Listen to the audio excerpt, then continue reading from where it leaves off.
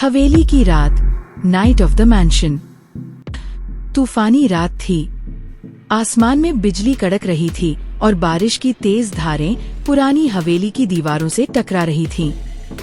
एक पुरानी vintage car धीरे धीरे हवेली के गेट से अंदर आई और कंकरीली सड़क पर रुक गई। कार से लंबा कोट पहने, टोपी लगाए और हाथ में काला छाता थामे एक डिटेक्टिव उतरा।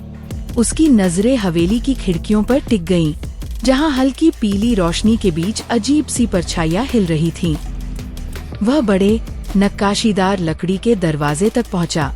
बारिश की बूंदें उस पर टपक रही थीं और दरवाजे के नीचे से आती हल्की रोशनी माहौल को और रहस्यमय बना रही थी।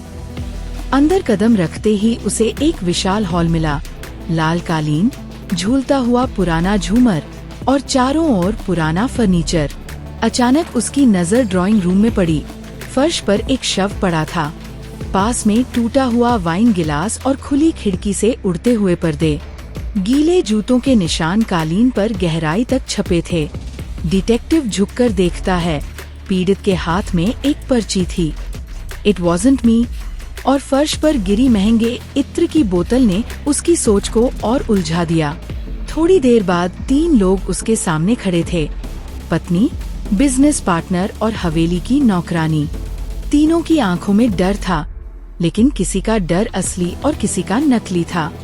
पत्नी रेशमी गाउन में, हाथ में रुमाल और चेहरे पर नकली आंसू लिए खड़ी थी, लेकिन उसकी आंखें किसी को खोज रही थीं।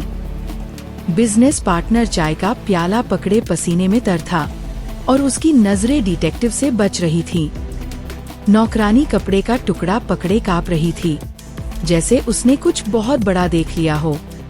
डिटेक्टिव खिड़की के पास झुककर जूतों के निशान का निरीक्षण कर रहा था कि तभी उसने पास के गलियारे में धीमी फुसफुसाहट सुनी। 2 संदिग्ध कुछ बात कर रहे थे।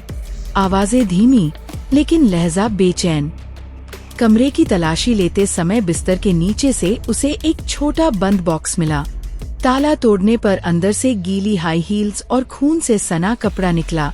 दोनों ही सबूत सीधे एक ही दिशा में इशारा कर रहे थे। पूछताछ के दौरान एक एक सवाल पर संदिग्धों का चेहरा बदलता जा रहा था, लेकिन जब डिटेक्टिव ने सच्चाई जोड़ ली तो उसने तेजी से अपनी उंगली पत्नी की ओर उठाई। कातिल तुम हो। पत्नी के चेहरे से नकली आंसू गायब हो गए। बाकी दोनों हैरान थे, लेकिन अब खेल खत्म हो चुका था। बारिश अब भी हो रही थी। डिटेक्टिव हवेली से बाहर निकला, छाता खोला और कार की ओर बढ़ा। उसके चेहरे पर थकान थी, लेकिन आंखों में संतोष। एक और रहस्य सुलझ चुका था।